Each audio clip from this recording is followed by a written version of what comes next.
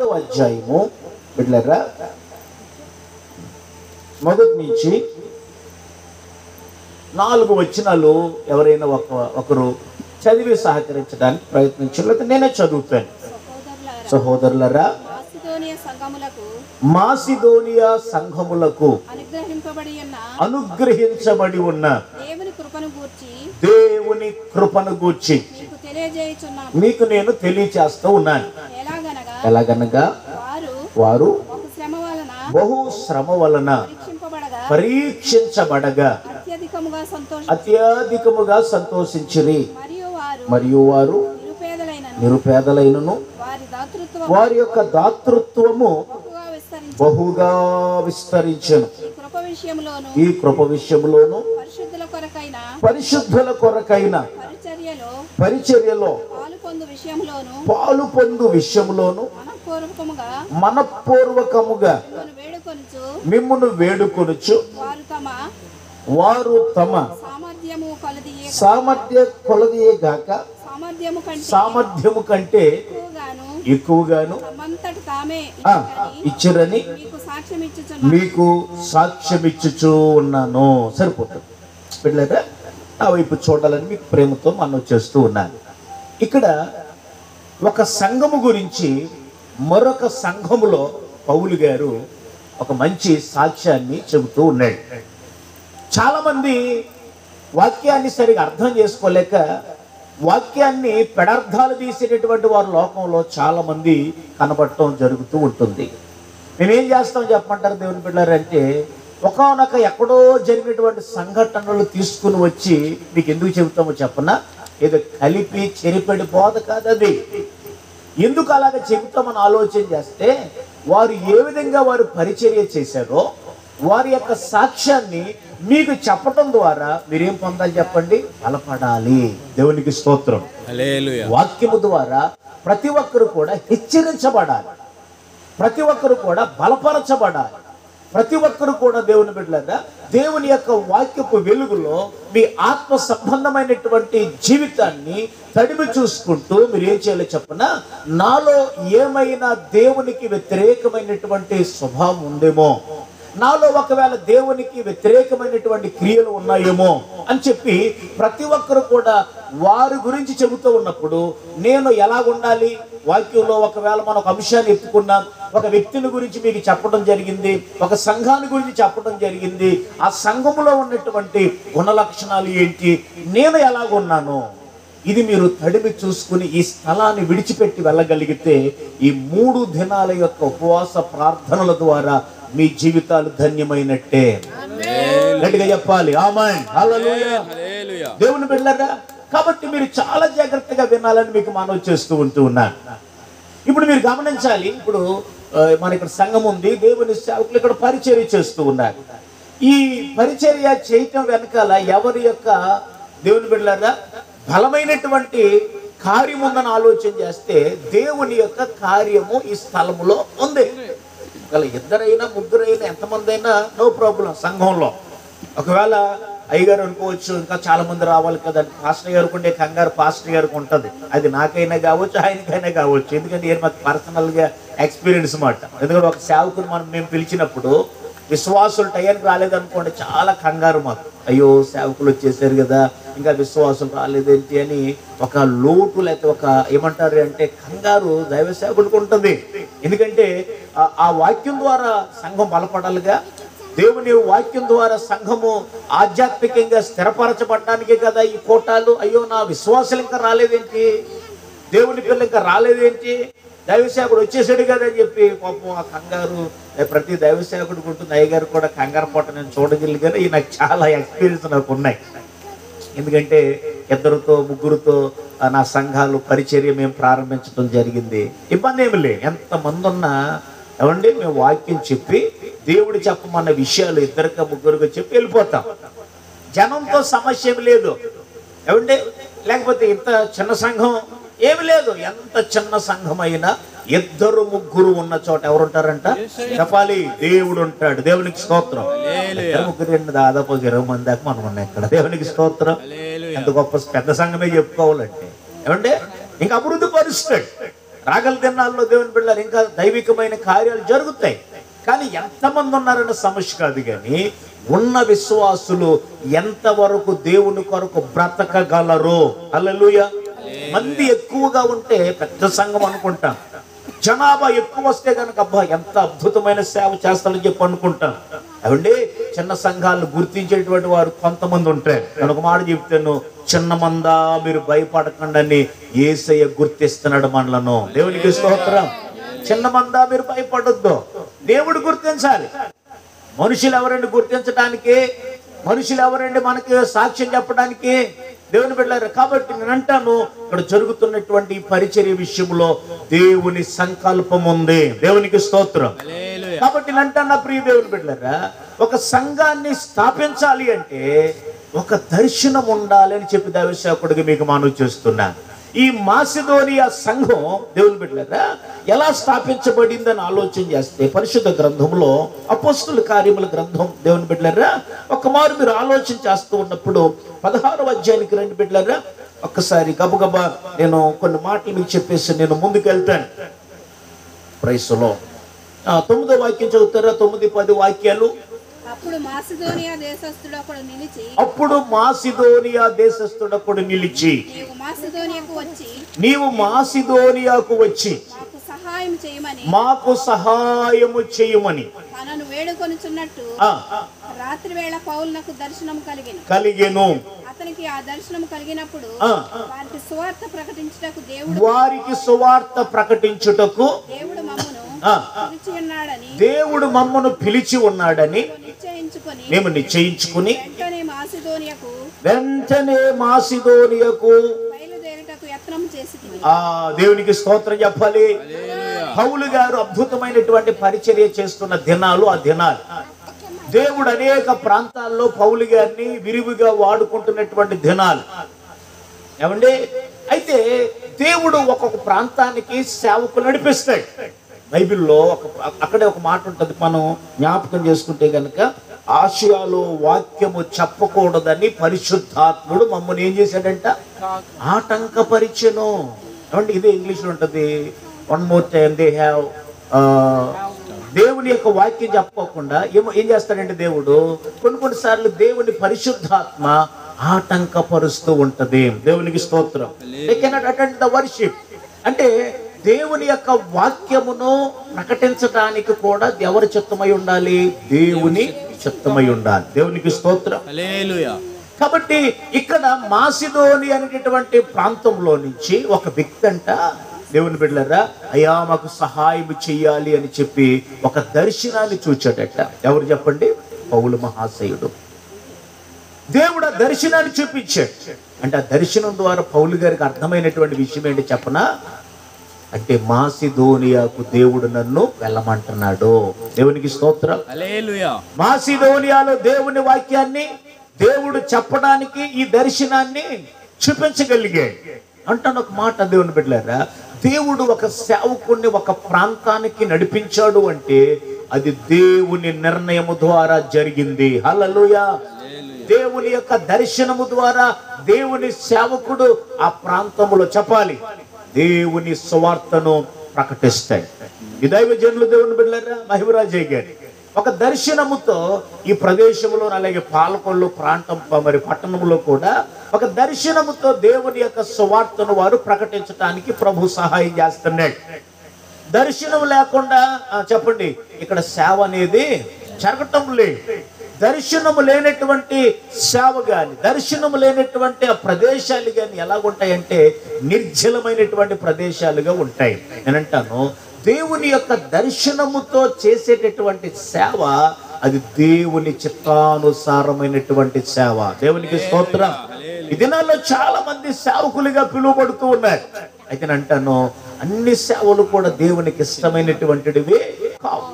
కొంతమంది వారి స్వలాభం కొరకు, శరీర భోగేచ్ఛల కొరకు, స్వప్రయోజనాల కొరకు, వారు ఏదో ఈ లోకంలో గొప్పవరగుట కొరకు రకరకాలుగా సేవను దేవుని బిడ్డలారా వారు ఏం చేసుకున్నారంటే ఆదాయ మార్గముగా మార్చుకుని ఈ లోకంలో ఏదో సేవ చేస్తూ ఉన్నారు. ఇది కరెక్ట్ కాదు.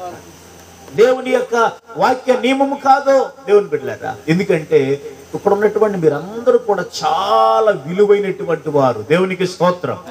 ఎందుకంటే క్రీస్తు రక్తము ద్వారా ప్రభు మిమ్మల్ని సంపాదించుకున్నాడు.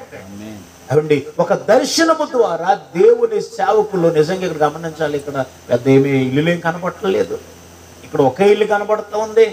ఏమండి ఎక్కడి నుంచో మీరందరూ కూడా వచ్చి ఉంటారు ఇక్కడికి.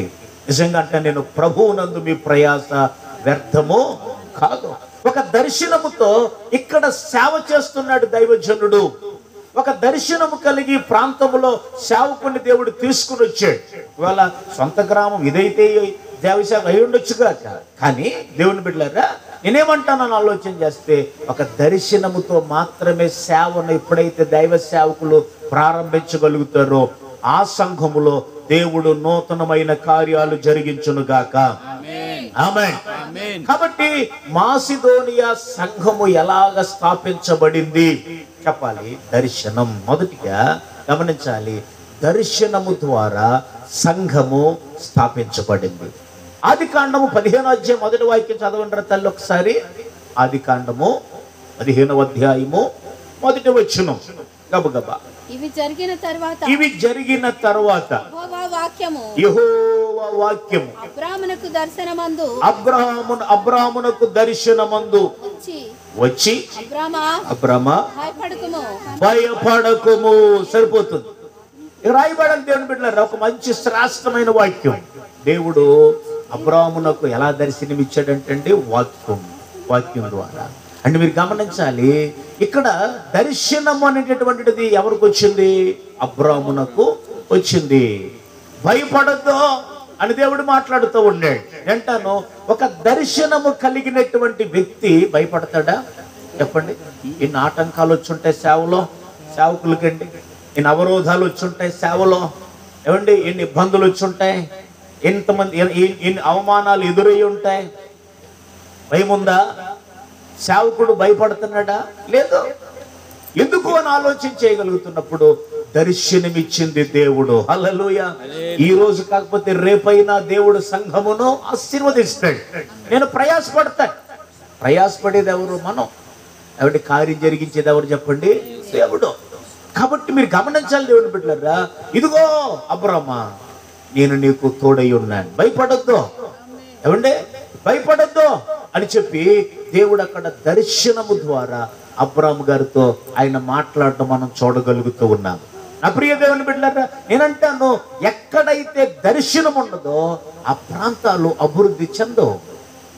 ఏమండి నేనేమంటాను ఆలోచన చేస్తున్నప్పుడు దేవుని బిడ్డలారా, దర్శనము లేనటువంటి సంఘమైన, దర్శనము లేనటువంటి వ్యక్తి అయినా ఆ వ్యక్తి దేవుని బిడ్డలారా దేవుని కొరకు బ్రతకలేడు.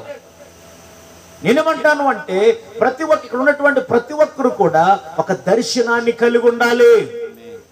ఒక దర్శనం నీ జీవితంలో దేవుని బిడ్డలారా నీ బ్రతుకులను కలిగి ఉండాలి. అది నీ యొక్క బిడ్డల పట్ల ఒక దర్శనం, సంఘం పట్ల ఒక దర్శనం, నీ కుటుంబం పట్ల ఒక దర్శనం నువ్వు కలిగి ఉండాలని దైవసేవకుడిగా మీకు ప్రేమతో మనం చేస్తూ ఉన్నాను. ఉందా అటువంటి దర్శనం నీకుందా దేవుని బిడ్డలారా? ఆ విధమైనటువంటి దర్శనము ద్వారా కట్టబడింది చెప్పండి మాసిదోనియా సంఘం. మామూలుగా కట్టబడలే, దేవుడి చేత నిర్ణయించబడినటువంటి సంఘం. నేనంటాను ఇక్కడ జరుగుతున్నటువంటి ఈ పరిచర్య కూడా దేవుని చేత ఏర్పాటు చేయబడింది. దేవునికి స్తోత్రం చెప్పాలి, గట్టిగా గట్టిగా చెప్పాలి హల్లెలూయా. ఇది మనుషుని యోచన ప్రకారముగా జరుగుతున్నటువంటి చెప్పండి సేవ కాదు.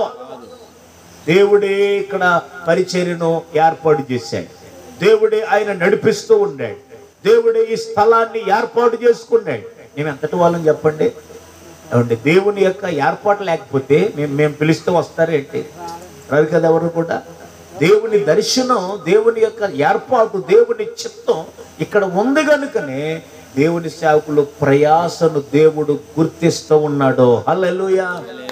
ఎప్పటికైనా దేవుని బిడ్డల మాకు ఒకటే ఆశ, ఒకటే ఆశ ఏంటి చెప్పనా? ప్రభు ఈరోజు ఒకవేళ చిన్న మందగా ఉండొచ్చు పరిచర్య, కానీ ఒకానొక రోజున ఈ చిన్న పరిచర్య మీరు ఏం చేయబోతున్నారు చెప్పండి?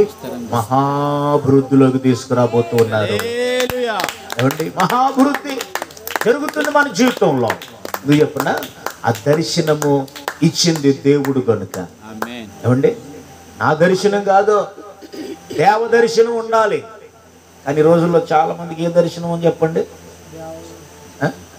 దూరదర్శనం ఉండేది మనకు ఒకప్పుడు. దూరదర్శనమే కదా టీవీ. దూరదర్శనం అంటే అప్పుడు అయ్యి యాంటీనాలు ఉండేవి, ఇప్పుడు యాంటీనాలు లేవు, డిష్లు వచ్చినాయి. అంటే యాక్చువల్గా దాన్ని కూడా చూసుకుంటే ఇప్పుడు ఏ దర్శనం అంటే దూరదర్శనం అంటే. ఈ దర్శనాలు కాదు, ఇవి ఉన్నాయనుకోండి పాడైపోతాం. ఈ సెల్ ఫోన్ అయినా టీవీలు అయినా మనిషిని బాగు చేసేవంటారా? లేదు.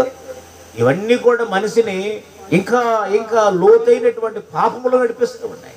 భయంకరమైనటువంటి చెడు వ్యసనాలకి, చెడు ఉద్దేశాలకి వాటిని మనుషులు ఉపయోగించుకుంటూ ఉన్నారు. మనం కలిగి ఉండవలసిన అధికారి, ప్రభువా నా జీవితం పట్ల, నా బ్రతుకు పట్ల, నా బిడ్డల పట్ల, సంఘం పట్ల నాకు ఒక దర్శనము నాకు చూపించు నాయనా. దేవునికి స్తోత్రం. దర్శనము లేనటువంటి జనాంగముగా మనం ఉండటానికి వీళ్ళే. ఈ రాత్రి ఎందుకొరకు దేవుని సేవకులు ఇక్కడ ఈ 3 దినాలు ఉపవాస ప్రార్థనలు పెట్టారు? ఈ ఉపవాస ప్రార్థన కూడికల ద్వారా ఒకవేళ చల్లారిపోయావేమో, ఈ ఉపవాస కూడికల ద్వారా ప్రభు నిన్ను మరలా రేపడానికి కూడికలు. దేవునికి స్తోత్ర. ప్రభు నిన్ను ఇంకా బలపరచడానికి దేవునికి స్తోత్ర. నిన్ను ఇంకా ప్రార్థనా పర్రాలుగా చేయడానికి దేవునికి స్తోత్ర. నిన్ను ఆత్మ సంబంధమైన వ్యక్తిగా దేవుడు కట్టడానికి దేవునికి స్తోత్ర. దేవుడి యొక్క ఉపవాస కోటాల ద్వారా నిన్ను రేపడానికి దేవుడి కోటలు ఏర్పాటు చేశాడు. దేవునికి మహిమ కలుగును గాక. దర్శనం అనేది నీవు కలుగున్నావా? ఏమండి, దర్శనం లేనటువంటి చోట దేవుని బిడ్డలారా దేవుని కార్యాలు జరగవు.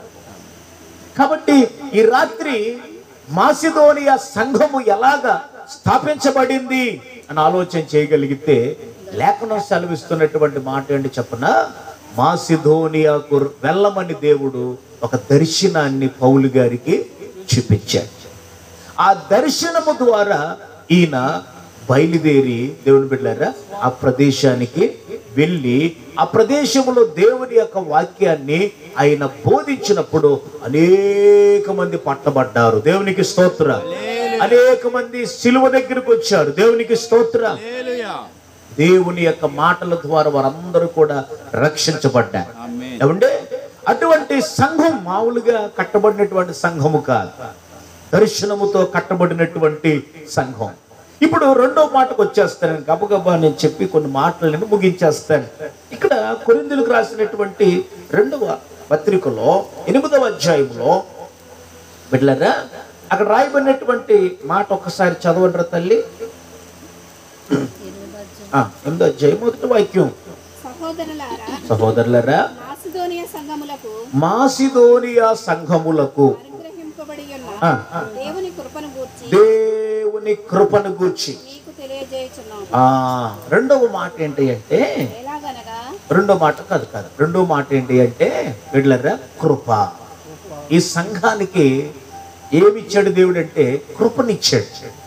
ఈ సంఘం ఎలా స్థాపించబడింది చెప్పండి? దర్శనము ద్వారా స్థాపించబడింది. సంఘములో ఉన్నటువంటి అనేక మంది, ఏమంటే సంఘంలో చాలా మంది వస్తారుగా.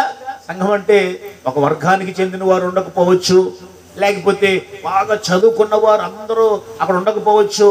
రకరకాల మనుషులు ఉంటారు, రకరకాల అభిప్రాయములతో ప్రభు నమ్ముకున్నటువంటి వారు ఉంటారు. బిడ్డలారా చాలా జాగ్రత్తగా వినాలి. మనకందరికి ఏమి దొరికింది చెప్పండి? కృప దొరికింది. దేవునికి స్తోత్ర.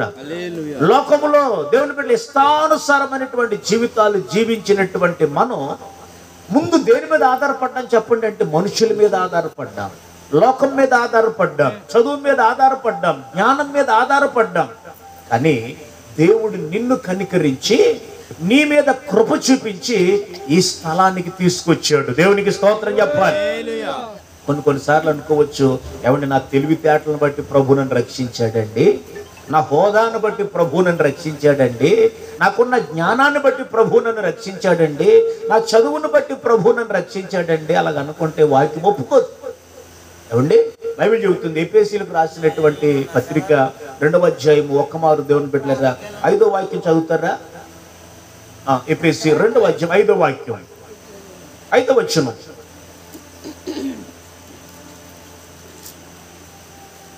కృపచేత మీరు రక్షింపబడి ఉన్నారు. కృపచేత మీరు రక్షించబడి ఉన్నారు. సరిపోతుంది. ఎలా రక్షించబడ్డారంటే బిడ్డలారా? చెప్పాలి మా వెనకాల ఉన్నటువంటి బిడ్డలు. కృప చేత రక్షించబడ్డాం. దేవునికి స్తోత్రం. అంటే కృప అంటే ఏంటంటారు ఏమండి? గాడ్స్ గ్రేస్ అంటారు అన్నమాట. దేవుని కృప అంటే ఏంటి? What is the God grace? ఏంటంటే దేవుని కృప అంటే దేవుని కృపను మనం దాన్ని చూడాలి. దేవుని కృప అంటే ఏంటి అంటే ఏమి లేదు దేవుని బిడ్డలారా. లోకములో కొంతమందికి విలువ ఉండదు. వీళ్ళ నా ముందు ఏమైనా మాట్లాడడానికి యోగ్యులా? నేను ఎంత చదువుకున్నాను, ఎంత జ్ఞానవంతుణ్ణి, ఎంత బలవంతుణ్ణి? వీళ్ళ లోకములో కొంతమందికి విలువ ఉండదు. వాళ్ళు చదువును బట్టి విలువ ఉండకపోవచ్చు, వారు మాట్లాడటం సరిగా రాకపోవటం ద్వారా విలువ ఉండకపోవచ్చు, లేదా కులాన్ని బట్టి విలువ ఉండకపోవచ్చు, లేదా వారు వెనకాల బ్యాక్గ్రౌండ్ లేక వారికి విలువ ఉండకపోవచ్చు. లోకము ఎవరిని గౌరవిస్తుంది చెప్పినా మంచి బాబు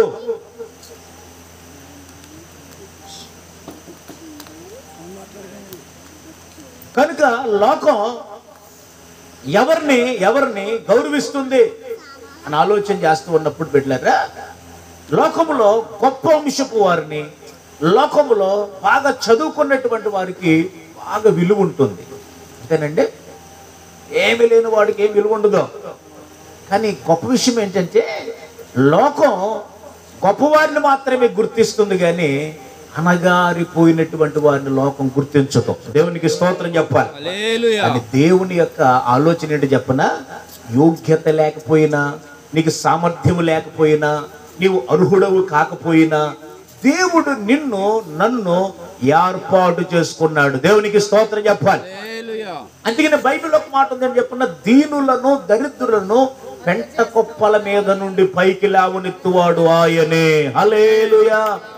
ఏమండి, మనం ఎటువంటి వారు అని ఆలోచన చేస్తే అంత బాగా చదువుకున్న వాళ్ళమేమీ కాదు, అంత జ్ఞానవంతులమేమీ కాదు. మాకంటే బాగా చదువుకున్న వాళ్ళు ఉన్నారు, మనకంటే బాగా ధనవంతులు ఉన్నారు, మనకంటే బాగా యోగ్యులు ఉన్నారు లోకంలో. ఏమండి, అయితే దేవుడి రోజున నిన్ను ఇక్కడికి తీసుకొచ్చాడు అంటే ఎందుకో చెప్పనా? ప్రభు నిన్ను ప్రేమిస్తూ ఉన్నాడు. ప్రభు నిన్ను ప్రేమించే.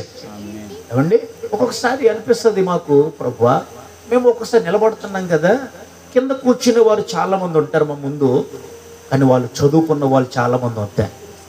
మాకంటే జ్ఞానవంతులు చాలా మంది కింద కూర్చుంటారు. ఒక్కొక్కసారి బాగా పొలాలు ఉన్నవారు కింద కూర్చుంటారు. ఏమండి, స్థలాలు ఉన్న వారి కింద కూర్చుంటారు. మేము నిలబడి వాక్యం చెప్తే అలాగా బాస పట్టేసుకుని చేతులు కట్టుకుని అలాగ వినయము విధేయత కలిగి ఉంటారు. కానీ బయటికి వెళ్తే వాళ్ళు మాకంటే గొప్పవారు. బయటికి వెళ్తే వారి పొజిషన్ వేరు, వారి ఆస్తిపాస్తులు వేరు, వారి జ్ఞానం వేరు. కానీ లోపలికి వచ్చిన తర్వాత వాళ్ళందరూ చక్కగా చేతులు కట్టుకుని కూర్చునే వాళ్ళు కింద కూర్చుంటారు, లేకపోతే చైర్ మీద కూర్చుంటారు. కానీ వాళ్ళ ముందు మేము మాట్లాడడానికి బయట యోగ్యులం కాదు, కానీ లోపలికి వచ్చిన తర్వాత ఈయన సేవకుడు, ఈయన మాట మేము వినాలి. దేవునికి స్తోత్రం.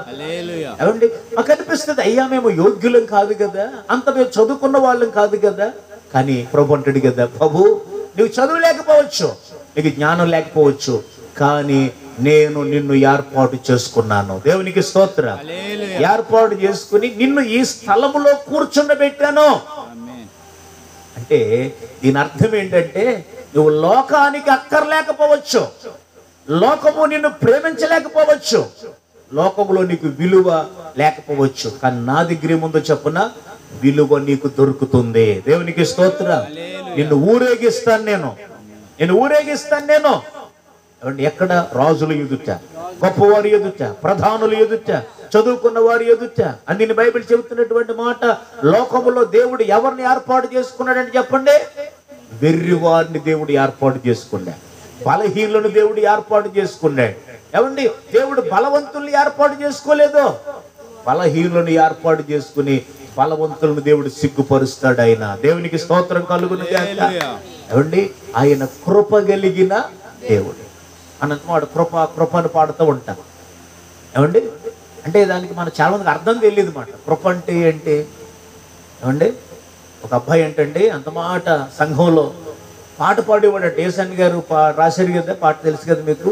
కృప కృప నీ కృపా కృపా కృపా క్రీస్తు కృపా కృపా కృపా నీ కృపా కృపా కృపా క్రీస్తు కృపా నేనైతే నీ కృపయందు నమ్మికయుంచి ఉన్నాను నమ్మికయుంచి ఉన్నాను నేనైతే నీ కృపయందు నమ్మికయుంచి ఉన్నాను నమ్మికయుంచి దేవునికి స్తోత్రం. ఈశాన్ గారికి యెహోషువ కమలాకర్ గారు పాట రాశారు మంచి. ఏమండి ఈ పాట పాడుతూ ఉండేవాడు ఎవరు ఒక యవనస్తుడు. ఏమండి మళ్ళీ పాడుతున్నాడు అని చెప్పి అందరూ అనుకుంటూ ఉండేవారు. చాలా అద్భుతంగా పాడుతూ ఉండేవాడు అన్నమాట. ఎప్పుడు ఏ గృహకుడి దగ్గర పాట పాడమని ఇదే పాట, ఎక్కడ పాడి ఇదే పాట పాడుతూ ఉండేవాడు. కొంతమందికి ఎలా ఉంటుందంటే వారి యొక్క వాయిస్కి తగినట్టుగా కొన్ని పాటలు సెలెక్ట్ చేసుకుంటారు. నోయ్ ఈ పాట అయితే నాకు బాగుంటుంది, ఈ పాట అయితే నాకు బాగుంటుంది, ఈ పాట నా వాయిస్ సెట్ అయిపోద్ది అని చెప్పి కొంతమంది ఏం చేస్తారంటే చెప్పండి దాన్ని అదే పాట పాడుతాం. ఈ అబ్బాయి అలా పాడుతున్నాడు అని చెప్పి అందరూ అనుకున్నారు. అందుకే ఈ అబ్బాయి పాడేది ఏంటంటే ఆ సంఘంలో ఒక యవనస్తురాలు పేరు కృప. ఒక యవనస్తురాలు పేరు ఏం పేరు? కృప. ఆ అమ్మాయిని ప్రేమించాడు మాట. ఆ అమ్మాయిని ఏం చేసేటంటే ప్రేమించాడు. పో అంత మాట ఇంకేం చేస్తాడు, ఇంకా ఆ దేవుని కృపను వీడి కృపగా మార్చేసుకున్నాడు. ఆ దేవుని కృపను ఏం చేశాడంటే వీడి కృపగా మార్చేసాడు. బాగా పాడతాడు కదని పాస్టర్ గారు ఏం చేస్తారు మరి, బాగా పాడే వాళ్ళు ఇక్కడ ఎంకరేజ్ చేస్తారు పాస్టర్ గారు. ఇక్కడ అంతమాట కృప కృప అంటే ఒకసారి కృపమ్మ కనపడలేదు, గీడు కనపడలేదండి. మొత్తం వెళ్ళిపోయారు మొత్తానికి దేవుని పిల్లలు. గమనించాలి. కాబట్టి కృప అంటే ఆ కృపలు కాదు మనకు కావాల్సింది, దేవుని కృప కావాలి. దేవునికి స్తోత్రం. అసలు నేను యోగ్యుని కాకపోయినా ఇక్కడ కూర్చుండబెట్టావు కదా నాయన. ఏంటయ్యా నేను ఒకప్పుడు చనిపోవాలి, నేను ఒకప్పుడు నాకు ఎన్ని ప్రమాదాలు జరిగినాయో, లేకపోతే నా బిడ్డలు ఒకప్పుడు ఎలాగుంటా ఉండేవారయ్యా, ఈరోజు నా పిల్లలు ఒక ఉన్నతమైనటువంటి చదువులు చదువుకున్నారంటే నీ కృపే కదా నాయనా. ఒకప్పుడు నా జీవితంలో ఒక చిన్న పూరు గుడిసెలో ఉండేవాడిని నేను, ఈ రోజున ఒక మంచి బిల్డింగ్ నాకు ఇచ్చావంటే ఎవరి కృపయ్యా? నీ కృపే కదా. ఒకప్పుడు నాకు ఏముండేది, నడిచిపోయి వెళ్ళే పరిస్థితి, సైకిల్ కూడా లేదు నా జీవితంలో, ఈరోజు ఒక మంచి మోటార్ సైకిల్ మీద నేను తిరగలుగుతున్నాను. ప్రభు నీ కృపే కదా నాయనా. దేవునికి స్తోత్ర. నిజంగా మనము ఆలోచన చేయాలి. ఈరోజు ఒకప్పుడు మనము బ్రతికిన జీవితం ఎటువంటిది, ఇప్పుడు మనం అనుభవిస్తున్నటువంటి పరిస్థితులు ఎటువంటిది ఒకసారి ఆలోచన చేయాలి. ఏమండి మా చిన్నప్పుడు మేము చూస్తూ ఉండేవారు దేవుని బిడ్డలారా, అన్ని తాటకిల్లీలే కదా, మన అందరికి అనుభవాలే కదా. ఏమండి ఆ వర్షం పడుతూ ఉంటే దేవుని బిడ్డలారా 2 సంవత్సరాలు 3 సంవత్సరాలు అయిపోతే ఒకసారి ఇల్లు కుట్టించుకోవడానికి మనకి డబ్బులు లేక కొన్ని పరిస్థితుల్లో 2 సంవత్సరాలు అయిపోయింది అనుకోండి, ఇంకా చూసుకోండి మరలా ఇటువంటి కొబ్బరాకులు మరలా నరికి మరలా వాటి మీద వేయటం. ఏమండి అది చెప్తున్నాను మీకు నేను. వర్షం పడిందంటే చూడాలి మన తిప్పలు. ఇంకా మా చిన్నప్పుడు మాకు ఇంకా నిద్ర పట్టేది కాదు మాట. ఆ మంచం మీద వర్షం, ఆ పక్క వర్షం, ఇంకా మొంతలో లేకపోతే ఏ తీసుకొచ్చి పెట్టడం, అయ్యేమో చినుకులు చింది మా మీద పట్టడం, మాకు వెళ్ళి చల్లగా ఉండేది అప్పుడు మాట చిన్నప్పుడు. ఏమంటే కాబట్టి ఇలాగా ఆ పరిస్థితుల్లో కాస్త మన రేగు చెట్లు వచ్చినాయి, ఆ రేగు చెట్లకు ఒకసారి వర్షమే. ఏమండి ఈ విధంగా ఈరోజు దేవుడు మనల్ని ఎంతగా దీవించాడు అంటే ఈరోజు అన్ని కూడా మన ఇంట్లో సమృద్ధిగా ఉన్నాయి. దేవునికి స్తోత్రం. తక్కువలే, అన్ని సమృద్ధిగా ఉన్నాయి. బియ్యము కదువులే, అవండి మనకి ఉన్నటువంటి కాయగూరలు కదువులు వారానికి సరిపడా. ఏంటంటే చూడాలి ఒకప్పుడు ఉన్న పరిస్థితులు ఏంటి, ఇప్పుడు మనం అనుభవిస్తున్నటువంటి పరిస్థితులు ఏంటి, అసలు ఏమి కూడా పొంతన లేదు. దేవుడు మనలను జ్ఞాపకం చేసుకున్నాడు. దేవునికి స్తోత్రం. మనలను జ్ఞాపకం చేసుకున్నాడు. బైబిల్ గ్రంథంలో మనం చూస్తాం. ఏమండి చాలా మంది కన్యకలంట ప్రభు నా గర్భాన్ని పుట్టాలి, ప్రభు నా గర్భాన్ని పుట్టాలని ఎదురు చూస్తూ ఉండేవారట. కానీ దేవుడు అండి ఒక ఆమెను ఏర్పాటు చేసుకున్నాడు. ఆమె పేరు మరియా. గబ్రియేలు దేవదూత మరియ దగ్గరికి వచ్చి దయాప్రాప్తురాలా నీకు శుభం. ఏమండి నీవు దేవుని వలన ఏం పొందుకున్నా? కృప పొందితివి. దేవునికి స్తోత్రం. దేవుని వలన నువ్వు ఏం పొందుకున్నావు? కృప పొందుకున్నా. చాలా మంది ఎదురు చూస్తున్నారు, నా గర్భాన్ని పుట్టాలి లోక రక్షకుడు అని చెప్పి. కానీ మరియ ఒక్కరు మాత్రమే దేవుని కృపకు పాత్రురాలుగా మార్చబడింది. దేవునికి స్తోత్రం. ఈ స్థలములో ఉన్న మనందరం కూడా దేవుని కృప చేత నింపబడ్డాం. దేవుని కృప తప్ప ఏముంది నా జీవితంలో? దేవుని కృప తప్ప ఏముంది నా బ్రతుకులో? ఏమండి, మీరు గమనించాలి, 2003వ సంవత్సరంలో ఆ జీవితంలో ఒక భయంకరమైనటువంటి సమస్య నాకు వచ్చింది. అదేంటని ఆలోచన చేస్తే బిడ్డలారా, నేను ఇంత గట్టిగా మాట్లాడుతున్నాను కదా, నేను బాగా పాడతాను, నేను బాగా ఆరాధన చేస్తాను. ఏమండి 22 సంవత్సరాల నుంచి నేను పరిచర్లో ఉన్నాను. దేవుని బిడ్డలారా, దాదాపు 4 సంఘాలు నేను కట్టాను. ఏమండి, దేవుని కృప. అంటే నేనంటే నా సామర్థ్యం కాదు, నా గొప్పతనం కాదు, కానీ దేవుని యొక్క ఏర్పాటును బట్టి పరిచర్య నేను జరిగించడం జరుగుతుంది. అయితే ప్రస్తుతానికి మాత్రం 3 గ్రామాల్లో పరిచర్య మనం జరిగిస్తూ ఉన్నాం. 2023వ సంవత్సరంలో దేవుని బిడ్డలారా, నా జీవితంలో ఒక భయంకరమైనటువంటి సంఘటన. అదేంటని ఆలోచన చేస్తే ఈ కంఠం బాగా వాసిపోయింది మాట. వాసిపోయినప్పుడు నేను హాస్పిటల్కి వెళ్ళినప్పుడు చెప్పారు వైద్యులు, ఏంటని ఆలోచన చేస్తే, అబ్బాయి నీకు ఏమొచ్చిందంటే క్యాన్సర్ వచ్చింది అన్నారన్నమాట. క్యాన్సర్ అనారోగ్యం వచ్చిందని. ఇంకా అనుకున్నాను నేను, క్యాన్సర్ గొంతుకు వచ్చిందంటే మాట్లాడటం కుదరదు, ఇంకా ఎలా ఉంటుందో చెప్పలేము, ఇంకా నా పని అయిపోయింది, ఇంకా నా జీవితం అయిపోయింది, పరిచర్య ఏమవుతుందో. ఏమంటే పాస్టర్ గారు ఆవిడ సరిగా వాక్యం చెప్పడం అంత అనుభవం లేదు. పిల్లలు ఏమి చిన్న పిల్లలు అన్నమాట. బాబు ఏమో 8th క్లాస్ చదువుతున్నాడు, 9th ఇంచుమించుగా. చిన్న పాప చిన్నోడు కూడా 6th క్లాస్ చదువుతున్నాడు. వాళ్ళకి ఏమి రాదు. పరిచర్య విస్తారంగా ఉంది, ఎలాగని చెప్పి అనుకుని చాలా వేదన పడ్డాను అన్నమాట. ఎందుకంటే నేను ఒకవేళ చనిపోతే ఆ పరిచర్య ధైర్యముగా వెళ్తుందన్న నమ్మకం నాకు లేదు. ఏదైనా మనకు ధైర్యం ఉందనుకోండి, ఏమైపోయినా పర్లేదు అనిపిస్తుంది, అంతేనా? మా ఇంటి దగ్గరకు ఆయన ఉండేవాడు టీచర్గా. ఆయనకి చాలామంది పిల్లలు ఆ దినాల్లో. చిన్నోడు మాత్రం చదువుకోలేదు. ఎప్పుడు నేను వెళ్ళినప్పుడు, బాబా చిన్నోడు చదువుకోలేదు నాయన, ప్రార్థించి, నేను చచ్చిపోతే ఏమవుతాడు, నేను చచ్చిపోతే ఎలా బతుకుతాడు. ఎందుకని అందరు బాగున్నారు కానీ వెల్ సెటిల్డ్, కానీ ఈ చిన్నోడు మాత్రం సరిగా లేడు. కాబట్టి మనసంతా ఎవరి మీద ఉంది? ఆ చిన్నోడు మీద. నేను చచ్చిపోతే ఎలా బతుకుతాడో, నేను చచ్చిపోతే ఏమవుతాడో, అన్నలు బాగా చూస్తారో లేదో. నిజమే కదా? మన జీవితంలో మనకు పర్వాలేదులే అనుకుంటే మనం ఇంకా ఈ సేవను వదిలిపెట్టినా పర్వాలేదు, ప్రభు దగ్గరికి వెళ్ళిపోతాం, ఎవరైనా చచ్చిపోవాలి.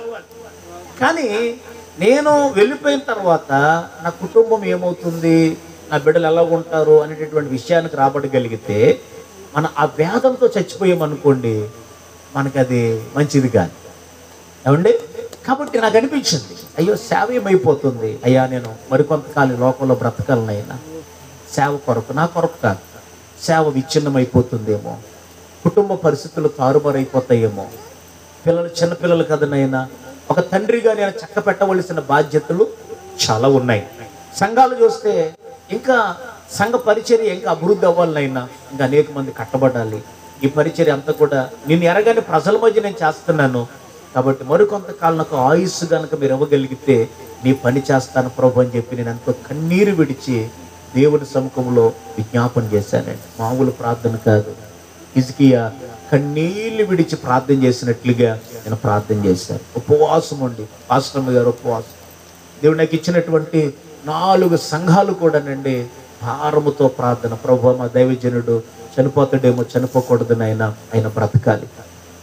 మమ్మల్ని ఆత్మీయంగా బలపరిచిన దైవజనుడు ప్రభు ఆయన బ్రతకాలి అని చెప్పి ఎంతో ప్రార్థన చేశారు. ప్రార్థన చేయడం మాత్రమే కాదండి, విశ్వాసులు ఎంత సహకరించారో చెప్పలేదు. ఎందుకంటే మేము సేవ చేస్తున్నాం కానీ వెనకాల డబ్బులు సంపాదించుకోలేం కదా, ఇది సంపాదించుకునేటటువంటి మార్గం కాదు కదా. ఏమండి, కేవలం ఆ దినానికి ఏదో పట్టుకెళ్ళటము అయిపోవడం తప్ప వెనకాల బ్యాంక్ బ్యాలెన్స్ ఏమి ఉండదు కదా. చాలా ఇబ్బంది పడిపోయాయి అనమాట ధన విషయంలో. కానీ విశ్వాసులు అన్నారు, అయ్యా మేమున్నా, కంగారు పడొద్దు అన్నారు. ఆ విధముగా విశ్వాసులు ఎంతో ప్రార్థన, ఎంతో విలువైనటువంటి సహకారం అందించడం జరిగింది. చివరికి 2023 అక్టోబర్ నెల 31వ తారీఖున బసవతారకం హాస్పిటల్లో ఏమండి నాకు ఆపరేషన్ చేశాడు. ఆపరేషన్ చేసేటప్పుడు కొంతమంది అన్నారు ఏంటంటే, ఇక్కడే మనకి వాకల్ క్లాట్స్ ఉంటాయన్నమాట, అంటే స్వరపేతిక. ఏమండి, ఇది కనుక సరిగా ఆపరేషన్ చేయకుండా ఒకవేళ కనుక ఆ వాకల్ క్లాట్స్ని కనుక కట్ చేశారు అనుకోండి, స్వరం రాదు. ఇంకా ఏదైనా ఇన్ కేసు ఒకవేళ డాక్టర్ సరిగా చేయకుండా అయిపోతుంది, అదొక భయం. అంటే సక్సెస్ అవుతుందేమో కానీ ఎలాగ ఆపరేషన్ చేస్తారు ఒక ఆందోళన. ఎందుకంటే స్వరం లేకపోతే మేము ఇంకేం చేస్తాం? బ్రతకటం ఏదో బ్రతుకుతాం కానీ మాట లేకపోతే ఎలా? అదొక ఆందోళన. ప్రభు మీద ఆధారపడ్డా. డాక్టర్లు అన్నారు ఏమి ఇబ్బంది ఉండదండి, మేము చేసిన ఏ ఆపరేషన్ కూడా ఫెయిల్ అవ్వలేదు, ధైర్యంగా ఉండండి అని చెప్పారు. సరే ప్రభు మీద ఆధారపడి ప్రార్థన చేశాం. ఇక్కడి నుంచి కూడా విశ్వాసం హైదరాబాద్ వచ్చారు అవండి, అక్కడ నాకు కాస్త సపోర్ట్ చేశారు, ధైర్యంగా ఉన్నాం. ఈ విధంగా దేవుని మహాకృపను బట్టి ఆపరేషన్ అయింది. సరే 8 రోజులు హాస్పిటల్లో ఉన్నాం. అయితే రిపోర్టు అంటే అది క్యాన్సరా కాదా? క్యాన్సర్ అయితే మరలా ఇంకా ఏం చేయాలి ఫర్దర్గా? అలా అన్నారు, క్యాన్సర్ అయితే కనుక 5 సంవత్సరాలు తిరగాలి మీరు, ఎందుకంటే మరలా మీకు మేము కిమోలు ఇవ్వాలి, ఇవన్నీ చేయాలి, కాబట్టి 5 సంవత్సరాలు మీరు హాస్పిటల్కి రెగ్యులర్గా రావాల్సి ఉంటుందంట. సరే ఇంకేదైనా ఇంకా చావో బ్రతుకో, ప్రభు ఇచ్చిన ఆరోగ్యం అని చెప్పేసి ఆపరేషన్ అయిపోయింది. ఇంకా ఇంటికి వచ్చేటటువంటి సమయంలో డాక్టర్లు వచ్చారు. అయ్యా మాకు బయోప్సీ రిపోర్ట్ కావాలి అంటే, అయ్యా బయోప్సీ రిపోర్ట్ అవసరం లేదు, మీకు క్యాన్సర్ ఏమీ లేదు అని చెప్పి మరి చెప్పడం జరిగింది. చెప్పడం కొడుతూ ప్రభు నామాన్ని కనపరుచుతామా? క్యాన్సర్ ఏమీ లేదు, బయోప్సీ రిపోర్ట్ అవసరంలా. అందుకే ఏంటని ఆలోచన చేస్తే ఇది థైరాయిడ్ అన్నమాట. థైరాయిడ్ వాసిపోయింది. థైరాయిడ్ యాక్చువల్గా థైరాయిడ్ అనేది ఎక్కువ స్త్రీలకు అనుకుంటారు కానీ పురుషులకి చాలా తక్కువ. నాకెందుకో తెలియదు కానీ ఎక్కువగా నిద్ర లేకపోవటం, ప్రయాణాలు చేయటం, అలసిపోవటం, ఆరాధన చేయటం, ఎక్కువగా పాటలు పాడటం, ఇదంతా కాస్త నాకు ఏమైనా ఇబ్బంది అయిందేమో నాకేం తెలియదు. మొత్తానికి సమస్య వచ్చేది. అది అలాగుంటే కనుక క్యాన్సర్గా మారిపోయే ప్రమాదము ఉంది. కానీ దేవుడు మహాకృపను బట్టి అది బయటపడింది. వెంటనే మనం ఆలస్యం చేయకోకుండా ఏమండి జస్ట్ 20 రోజుల్లోనే దాన్ని మనం ఏం చేసామంటే గుర్తించి దేవుని కృపలో దాన్ని తొలగించడం జరిగింది. దేవునికి స్తోత్రం. అంటే ప్రభు నన్ను బ్రతికించుకున్నదే ఆయన కృప ద్వారా మాత్రమే. దేవునికి స్తోత్రం. ఆయన కుమారుణ్ణి లోకములో నేను ఏం చేయాలి? ప్రకటించాలి. దేవుని సేవ నేను చెయ్యాలి. నేను చావను, సజీవుడినై యెహోవా క్రియలు నేను వివరిస్తాను. ఇక్కడ ఉన్న మీలో కూడా ఎన్నో అనుభవాలు మీకు ఉండొచ్చు. అయ్యా నేను ఒకప్పుడు ప్రయాణం చేసి భయంకరమైన యాక్సిడెంట్ ద్వారా నేను తప్పించబడ్డానండి, వీళ్ళు సాక్ష్యం ఉండొచ్చు. లేకపోతే నాకులాగానే అనారోగ్యాలు వచ్చినాయండి, సేవకుడా నీకులాగానే నాకు కూడా అనారోగ్యం వచ్చింది, నేను బ్రతుకున్నానంటే నిజంగా దేవుని కృప. దేవునికి స్తోత్రం. నిజమే, దేవుడు నిన్ను నన్ను కూడా బ్రతికించుకున్నాడు అంటే ఆయన పనిలో మనము వాడబడుట కొరకు మాత్రమే. దేవునికి స్తోత్రం. అంతేగాని మనం ఇష్టానుసారంగా మరల లోకంలో తిరగడానికి కాదు. కాబట్టి ఇప్పుడు ఈ సంఘానికి ఏం దొరికిందంట? దేవుని కృప. మొదటిగా సంఘం ఎలాగ స్థాపించబడింది చెప్పండి బిడ్డలారా? చెప్పండి. దర్శనముతో స్థాపించబడింది. రెండవదిగా మనం జ్ఞాపకం చేసుకోవాలి, ఆయన కృపను కలిగినటువంటి చెప్పండి సంఘం. ఈ రోజున దేవుని కృపకు మనం పాత్రులం కావాలి. ఒక చోట ఎలాగే ఏమండి ఉపవాస ప్రార్థనలు పాస్టర్ గారు పెట్టారు.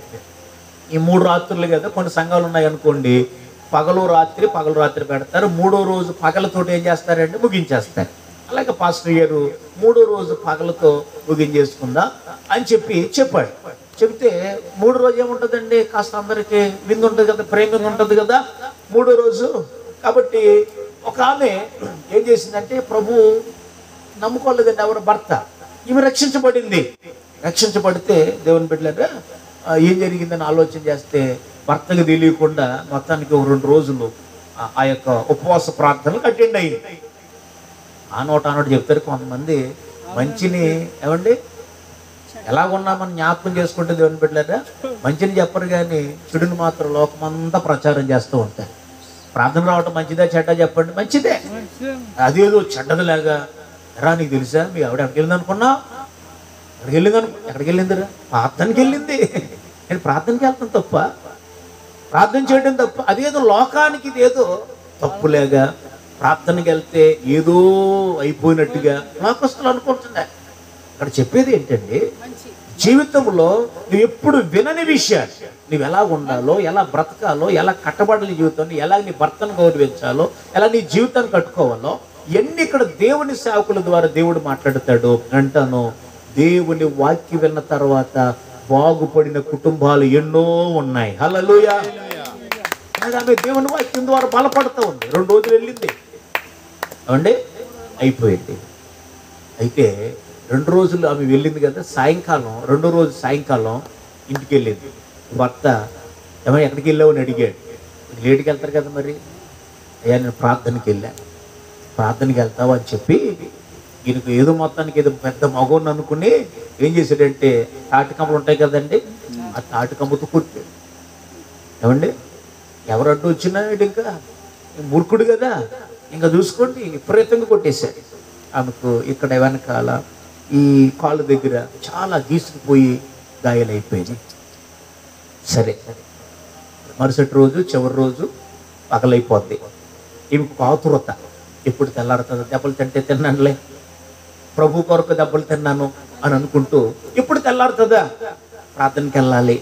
మరి ఈయనేమన్నాడు, ఎప్పుడైనా ప్రార్థనకి వెళ్ళావా నా చేతులు చచ్చిపోతావు అని చెప్పి అన్నాడు. సరే మరి ఆగట్లేదు ప్రాణం, వెళ్ళాలి ప్రభువా, నా భర్త ఎక్కడికైనా ఇల్లులాగా చేయనైనా నేను ప్రార్థన చేసుకుంటాను, ఎక్కడికైనా వెళ్తే నేను గబగబా ప్రార్థనకి వెళ్ళిపోతాను. సరే మొత్తానికి పగలో అటు తిరుగుతున్నాడు. ఏమండి, మనసులో ఒక ఆలోచన ఉంది, నేను అలా బయటికి వెళ్తే మా ఎవడికి వెళ్ళిపోద్ది, ప్రార్థనకి వెళ్ళిపోద్ది. సరే అని చెప్పి అటు తిరిగి మొత్తానికి బయటికి వెళ్దాం, దీన్ని రాత్రి కొట్టాను కదా, దీనికి బుద్ధి ఉందో లేదో, అసలు వెళ్దని చెప్పి మొత్తానికి టెస్ట్ చేయడానికి ఏం చేశాడండి, ఏమే నువ్వులోకి వెళ్తున్నాను అన్నాడు. వెళ్ళిపోయాడు. అమ్మయ్య అని చెప్పి ఇవిడు గబగబా బైబిల్ ఇచ్చి పరిగెడేసింది. ఎక్కడికి? ప్రార్థన. ఏమండి, వెళ్ళిపోయి అక్కడ వాక్యం వింది.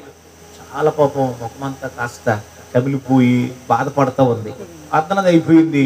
ప్రార్థన అయిపోయిన తర్వాత పాస్టర్ గారు, అమ్మాయి ఏంటి ఎలా ఉన్నావంటే, అయ్యా రాత్రి ఇలా చేశాడండి, ఇలా కొట్టాడని చెప్పేసి ఆ గాయాలని చెప్పేస్తే అందరూ బాధపడ్డారు, సంఘస్థులందరూ.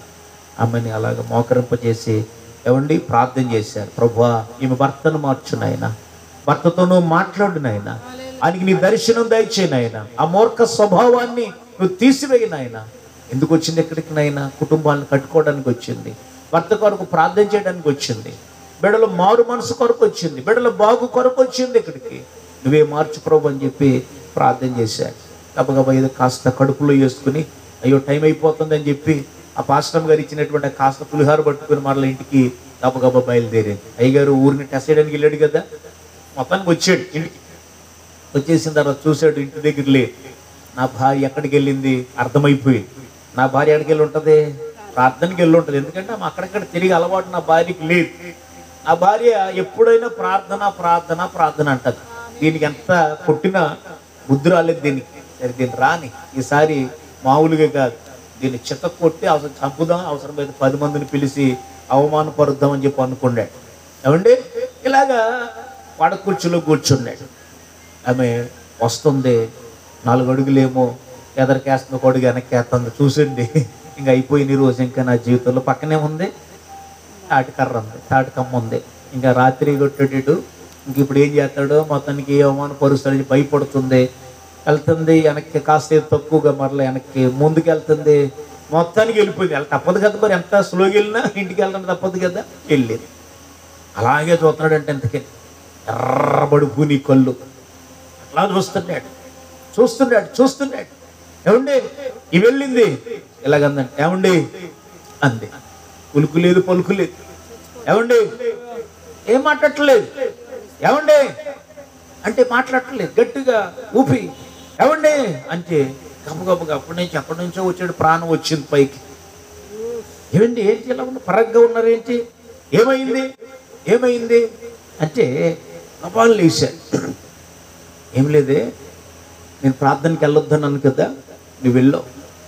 రాత్రి నేను ఎక్కడ కొట్టాను, ఇక్కడ కొట్టాను కదా, ఈ మీద గాయాలు. అయితే నేనేదో కొడదామో చేద్దాం అవమానపరుద్దామని చెప్పి నేను నిద్రపోయి కాస్త ఇంకా నేను నిద్రలోకి వెళ్తూ ఉండగా నాకేదో ఒక తెలియటువంటి ఒక స్వప్నంలో ఒక ఎత్తైనటువంటి మనిషి తెల్లటి వస్త్రాలు కట్టుకుని నాకు కనిపించి నా పేరు పెట్టి పిలిచి, ఎందుకయ్యా నన్ను కొడతావు నువ్వు అని చెప్పి నన్ను అడిగాడు. నేను ఎప్పుడు కొట్టానని చెప్పేసి అంటే ఆ వీపుని చూపించాడు ఆయన. ఆ వీపుని చూపిస్తే వీపు మీద గాయాలు కనపడ్డాయి. నేను ఎక్కడైతే కొట్టానో అక్కడే గాయాలు కనిపించినవి. ఆయన ఎవరో నాకు తెలియదు, ఎత్తుగా ఉన్నాడని చెప్పాడటండి. దేవునికి స్తోత్రం. ఎందుకు ఆశ్చర్యం అయిపోయింది అంటే, ప్రభువా నీవే నాయనా నన్ను కాపాడడానికి నీకు దర్శనమిచ్చావా నాయనా, ఆయన ఎవరో కాదు, నేను ప్రార్థనకి వెళ్తున్నాను చూసావా, అక్కడ ప్రకటిస్తున్నారు ఎవరు, పాస్టర్ గారు, ఆ దేవుడే నీకు కనిపించాడు. చప్పలు కొడుతూ ప్రభునామాన్ని కనపరుచుదా. ఆ దేవుడే నీకు కనిపించాడు, ఆ దేవుడే నీకు జ్ఞానోదయాన్ని కలిగించాడయ్యా. అంటే నిజమా? అంటే దేవుడు కనిపిస్తాడా? దేవుడి విధంగా మాట్లాడతాడు? అవినయ్యా మాట్లాడతాడు. అయితే నేను కూడా వచ్చేవారు నీతో పాటు నేను కలిసి మందిరానికి వస్తానని చెప్పి ఆ మూర్ఖుడైనటువంటి భర్త తన భార్య సహించుకోవటం ద్వారా, భార్య ప్రార్థన చేయటం ద్వారా ఆ మరుసటి రోజు దేవుని యొక్క దర్శనాన్ని పొందుకుని ఆ మరుసటి ఆదివారం మందిరానికి నడిపించబడ్డాడు. చప్పలు కొడుతూ ప్రభునామాన్ని కనపరుచుదా. ఒక దర్శనము, ఒక భార్య యొక్క ప్రార్థన జీవితం చెప్పండి తన భర్తను మార్చుకోగలిగింది. నేనేమంటాను చెప్పనా, ఇక్కడ ఉన్నటువంటి నా ప్రియ చెల్లి, నా ప్రియ తల్లి, నేనేమంటానంటే దేవుని సేవకుడిగా నీవు నీ కుటుంబం కొరకు ఎక్కువ బాధ్యత కలిగి ఉండాలి. నీ భర్త కొరకు, నీ బిడ్డల కొరకు ఒక దర్శనాన్ని నువ్వు కలిగి ఉండాలి. ఆ విధంగా ఎప్పుడైతే కలిగి ఉంటావు ఆటోమేటిక్గా నీతో పాటు నీ భర్త మందిరానికి రాబడగలుగుతాయి. అప్పుడు సంఘం ఏమవుతుంది చెప్పండి, ఇంకా ఇంకా నానాటికి విస్తరిస్తుంది. దేవునికి స్తోత్రం చెప్పండి. మొదటిగా దర్శనం కలిగినటువంటి సంఘం, రెండవదిగా దేవుని యొక్క కృపను పొందుకున్న సంఘం, మూడవదిగా చూస్తే అపోస్తల కార్యముల గ్రంథం 17వ అధ్యాయము. నేను ఎక్కువగా వివరించను కానీ ఒక మాట చెప్పి నేను ముగింపులోకి వెళ్తాను. పెట్టలేరా? అపోస్తల కార్యముల గ్రంథం 17వ అధ్యాయము పెట్టలేరా? 4వ వాక్యం చదవంటారు తల్లి. 4వ వచనం. వారిలో కొందరును భక్తిపరులకు గ్రీసు దేశస్థులో చాలా మంది ఘనత గల స్త్రీలలో అనేకులను ఒప్పుకొని పౌలుతోను నేరతోను కలుసుకొనిది. అయితే యూదులు సరిపోతుంది. ఇక్కడ రాయబడిన మాట ఏంటి చెప్పిన, భక్తిపరులకు గ్రీసు దేశస్థులలో చాలా మంది ఘనత గల స్త్రీలలో అనేకులు ఒప్పుకుని పౌలుతోనూ శీలతోనూ కలుసుకొనిరి. దేవునికి స్తోత్ర. మాసిదోనియా సంఘం, మాసిదోనియా సంఘములో ఎవరున్నారు చెప్పండి?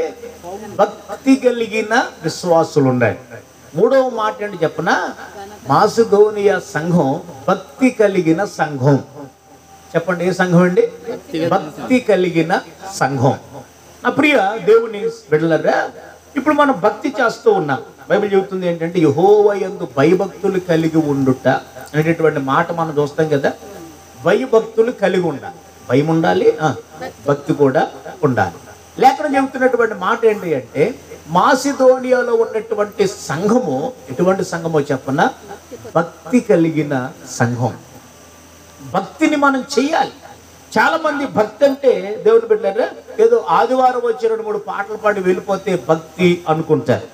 నేనంటాను దేవుని బిడ్డలారా, ఆదివారపు ఆరాధన భక్తికి సూచనే కావచ్చు, విశ్వాసానికి సూచనే కావచ్చు. అయితే నేనేమంటానంటే నీ హృదయపూర్వకముగా దేవునిని ఆరాధించినప్పుడే అసలు సిసలైన భక్తిలోను ఉన్నట్టు లెక్క. దేవునికి స్తోత్రం. చాలా మంది భక్తి చేస్తాడు, అంతవరకు చచ్చేవారికి మన భక్తి.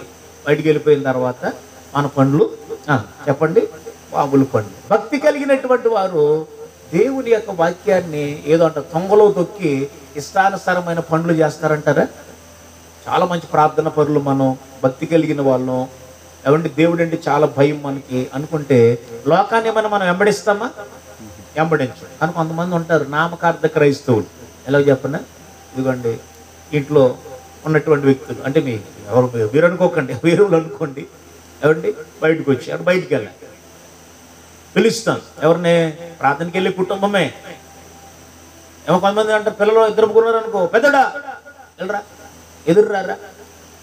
ఎదురురా. ఏంటి? ప్రార్థనకి వెళ్ళే కుటుంబమే, భక్తి చేస్తున్న కుటుంబమే. ఇప్పుడు చెప్పండి ఎవరిని ఎదురు రమ్మంటున్నారు? పెద్దోడిని. 2 ముగ్గురు ఉన్నారు పిల్లలు, కానీ ఒక్కడే రావాలి. మరి మిగతా వాళ్ళు వేస్ట్ పెళ్ళేసి మాట ఉండాలి, అంతే కదా, వేస్ట్ పెళ్ళేసి మాట. ఒక్కడే మంచోడు అంటారు కదండి. ఈడు ఎదురు వస్తే అన్ని కలిసి వస్తాయి, ఈడు ఎదురు వస్తే అన్ని కలిసి వస్తాయి. మరి మిగతా వాళ్ళు వేస్ట్ అని అంటారు కదా పిల్లలు, నువ్వు వేస్ట్. దేవుడు ముగ్గురిని ఇచ్చాడు కదా, మరి ముగ్గురు కూడా దేవుడు ఇచ్చిన పిల్లలే కదా. ఒకళ్ళు ఏమంటాం మనం, చూడు ఎదురొస్తే కలిసి వస్తాయి, ఎదురొస్తే వీడు పుట్టినప్పుడు చాలా కలిసి వచ్చినాయి నాకు. పొలం కొన్నాను నేను, బండి కొన్నాను నేను. మరి మిగతా వాళ్ళు పుట్టినప్పుడు కొనలేదు. కొనినా కొనకపోయినా దేవుడు మీకు ఇచ్చిన పిల్లలు దేవుని బహుమానం. దేవునికి స్తోత్రం. కాబట్టి నేనేమన్నా చెప్పన్నా, ముగ్గురిని సమానంగా ప్రేమించాలి కానీ ఒకళ్ళనేమో ఎదురొచ్చి మిగతా వాళ్ళేమో పనికిరాని వారుగా అంటాను.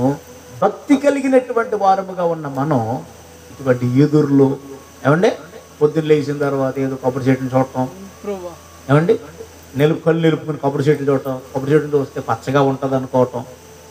సంసార జీవితాలు పచ్చగా ఉండాలంటే చెట్లు చూడటం కాదు, నీతిశుడిగా ఉన్నటువంటి యేసు వైపు చూడాలి. దేవునికి స్తోత్రం. అప్పుడే మన జీవితాలు పచ్చగా ఉంటాయి. నీ వ్యాపారం బాగుంటుంది, నీ కుటుంబాలు బాగుంటాయి. ఏమంటే లోకం వైపు కాదు. ఇంకా విచిత్రం ఏంటంటే కొంతమంది ఇప్పటికీ ఆ మూఢభక్తిని చేస్తారు. కొంతమంది ఆకాశం వైపు చూస్తారండి. ఆకాశంలో అప్పుడే మొత్తానికి ఈ చంద్రుడు కాస్త అలాగా గీత కింద కనపడతాడు.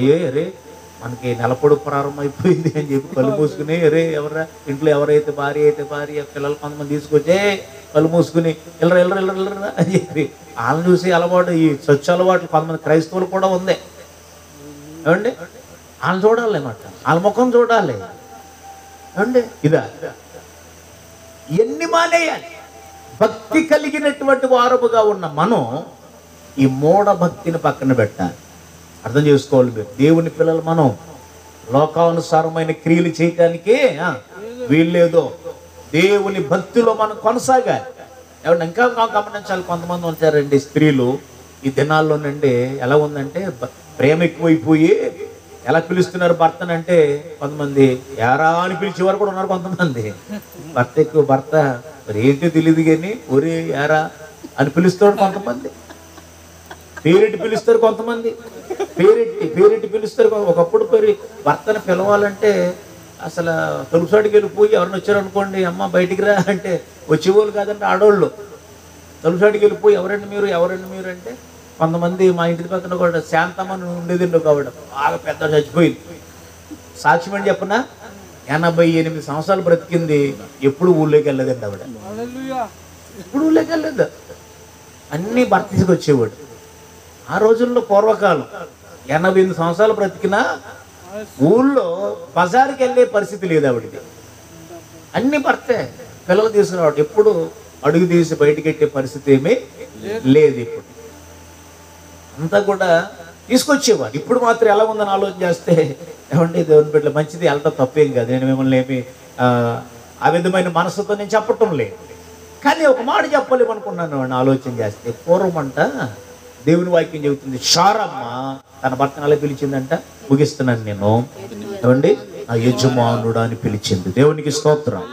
ఎలా పిలిచిందండి? ఆ యజమానుడా.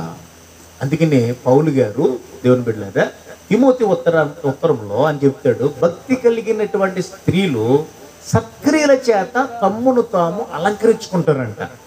ఎలాగంటే సత్క్రియల చేత తమ్మును తాము అలంకరించుకుంటారు. కట్టుకున్న చీర మనకి విలువ తీసుకురాదు, కట్టుకున్న బట్టలు మనకి విలువ తీసుకునిరాదు. నోటి మాట, దేవునికి స్తోత్రం. అంతేనండి, నోటి మాటలు మనకు విలువను తీసుకొస్తాయి.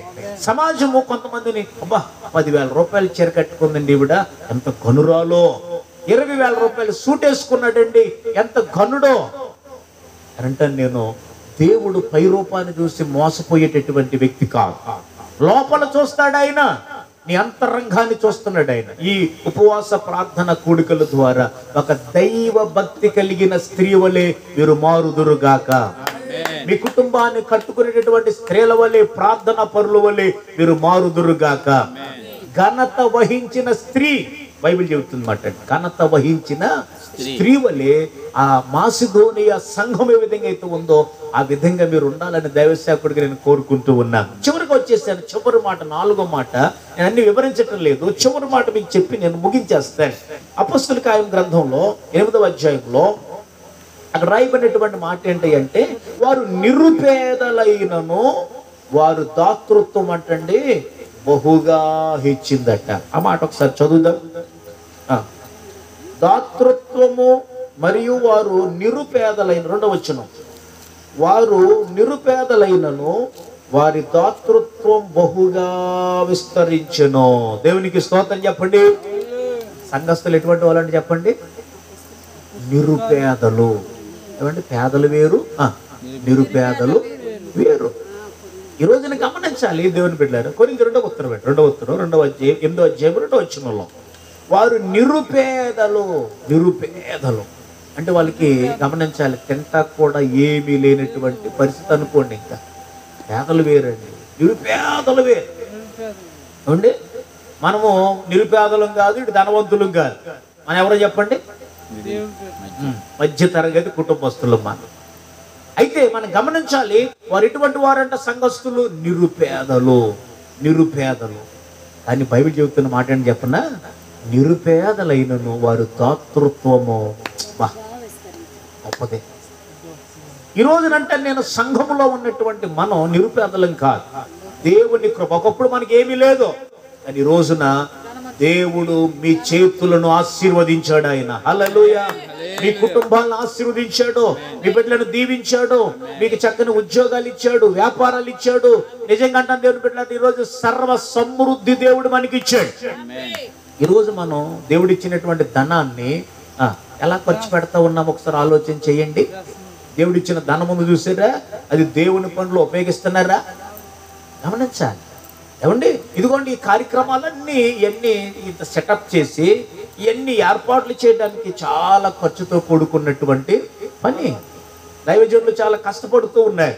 దేవుని బిడ్డలారా, దైవ సేవకులను పిలిపిస్తాడు, దేవుని వాక్యాన్ని అందిస్తాడు. అందించినప్పుడు సంఘము ఏం చేయాలి చెప్పనా, నా సేవకుడు ఎంత కష్టపడుతున్నాడు కదా, నా సేవకుడు ఎంత ప్రయాసపడుతున్నాడు కదా, నేను ఇందులో ఏమవ్వాలి చెప్పండి, నా చెయ్యిని కలపాలి. నేను దేవునికి స్తోత్రం చెప్పాలి. నా చెయ్యి కలపాలి. నేను ప్రభు నాకు ఇచ్చినటువంటి దాంట్లో ఈ కార్యక్రమంలో నేను ఏం చేయాలి చెప్పండి, దేవుని పని కొరకు నేను ఇవ్వాలి.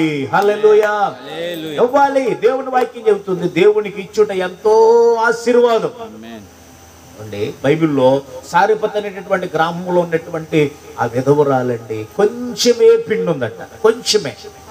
ఏం చేసింది చెప్పండి అంటే, ఇంకా తాను తన కుమారుడు తిని చచ్చిపోదామని చెప్పి అనుకున్నాను. దైవజనుడు వచ్చి, అమ్మా కొన్ని మంచినీళ్ళు తీసుకురారా అని అడిగాడు. పాప ఈవిడ మంచినీళ్ళకి వెళ్తుంది. వెళ్తుంటే మరలో ఒక మాట అన్నాడు, ఆ చేతితోటి కొంచెం తినటానికి ఏమైనా తీసుకురా అన్నాడు. అప్పుడు ఆవిడ ఆలోచన చేసింది, ఆగింది. అయ్యా నా దగ్గర ఏముందయ్యా, చూసావు కదా దేశం అంతా కరువే, ఎక్కడ చూసినా కరువే తప్ప ఏమీ లేదయ్యా, నా దగ్గర మాత్రం కొంచెం పిండి ఉంది, కొంచెం నూనె ఉందయ్యా బుడ్డులో. ఇప్పుడు ఎందుకు వచ్చాను అనుకున్నా, ఇక్కడ పొలలేరుకోవడానికి వచ్చాను. ఎందుకు అనుకున్నా, పొలలేరుకి వెళ్ళి ఆ రొట్టె కాల్చుకుని తిని మొత్తానికి ఎంతకాలం బతికి చచ్చిపోదామని వచ్చాను. నీకు పెట్టాలని నా దగ్గర ఏముందయ్యా అన్నట్టుగా మాట్లాడింది. అయితే దైవజనుడు ఒక మాట చెప్పిన, నేను చెప్పినట్లు చెయ్యి అన్నాడు. దేవునికి స్తోత్రం చెప్పాలి. నేను చెప్పినట్లు చెయ్యి. నేను చెప్పినట్లు నువ్వు చేస్తే గనక భూమి మీద వర్షము కురిసే వరకు తొట్టిలో ఉన్న పిండి తగ్గదు, లేకపోతే బుడ్డులో ఉన్నటువంటి నూనె అయిపోదు. దేవునికి స్తోత్రం. హల్లెలూయా. దేవుని బిడ్డలారా, ఆ చిన్న కొద్దిపాటి ఆ యొక్క ఆహారం తీసుకొచ్చి రొట్టె చేసి దైవసేవకుడికి పెట్టింది. దేవుని సేవకుడు చెప్పినట్లుగా 3.5 సంవత్సరాలు ఆమె ఇంటి వారు భోజనము చేయుచు వచ్చిరి. చప్పటి కొడుతూ ప్రభు నామాన్ని కనపరచుదాం. దేవుడు మిమ్మల్ని ఆశీర్వదించినప్పుడు ప్రభుకి ఇచ్చే భాగాన్ని దేవుడు ఇచ్చేసేయాలి. దేవునికి దశమ భాగం దేవునికి ఇవ్వాలి. దేవుని వాక్యం చెబుతుంది, దశమ భాగము యెహోవా సొమ్ము. అది మందగా. మీరు పనికి వెళ్ళారా, వ్యాపారం చేస్తున్నారా, ఉద్యోగమా, మీకు వచ్చినటువంటి జీతంలో అవశ్యముగా మీరు ఏం చేయాలంట, దశమ భాగమును వేరు చేయాలి. వేరు చేసి ఏం చేయాలి, వారం మీరు ఇస్తారా, నెలకోసారి ఇస్తారా, అది మీ కమిట్మెంట్ మీద ఆధారపడి ఉంటుంది. కానీ దేవుడికి ఇచ్చేటటువంటి సొమ్ము ఏదైతే ఉందో అది మీది నాది కాదు, అది దేవునికి మాత్రమే మనం ఇవ్వాలి. దేవునికి స్తోత్రం.